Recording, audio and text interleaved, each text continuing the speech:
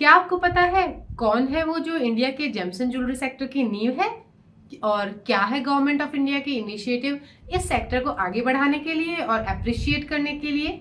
जी हाँ, मौका था GJEPC इंडिया के द्वारा organise 50th edition of IGJA Indian gems and jewellery awards का, जिसकी थीम इस बार थी kaleidoscope.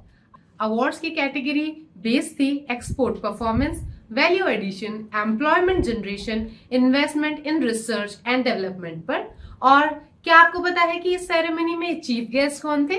None other than our honourable governor of Maharashtra Shri Ramesh Bais and the guest of honour was honourable Shri Mukesh Ambani sir. इस अवार्ड शो में total 24 awards की category थी और इन कैटेगरीज में लाइफ टाइम अचीवमेंट अवार्ड दिया गया managing director of Rosy Blue India Shri Russell Mehta sir को। Highest turnover award Kiran gems को दिया गया। Highest export in costume fashion jewellery goes to Amrapali jewels. Also young women entrepreneurs award Shri Awadh Kripa jewellery को दिया गया।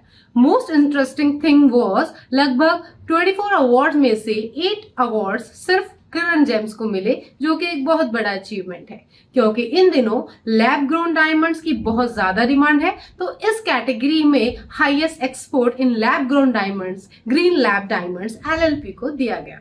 विपुल शाह जो कि चेयरमैन है GJEPC के, प्राउडली सेड दैट इंडिया के जेम्स एंड ज्वेलरी सेक्टर ने पिछले साल लगभग $40 बिलियन का एक्सपोर्ट किया और ओवर $5 मिलियन एम्प्लॉयमेंट्स दिया। मिस्टर मुकेश अंबानी सर ने जेम्स एंड ज्वेलरी सेक्टर को इंडिया के टॉप 3 एक्सपोर्ट बिजनेस में बने रहने के लिए कांग्रेचुलेट किया। ओवरऑल इस तरह के अवार्ड्स हमारे जेम्स एंड ज्वेलरी इंडस्ट्री के लोगों को एक प्रेरणा देते हैं और निरंतर आगे बढ़ने के लिए एक्साइटमेंट बनाए रखते हैं। इस बारे में आपका क्या कहना है मुझे कमेंट करके जरूर बताइए।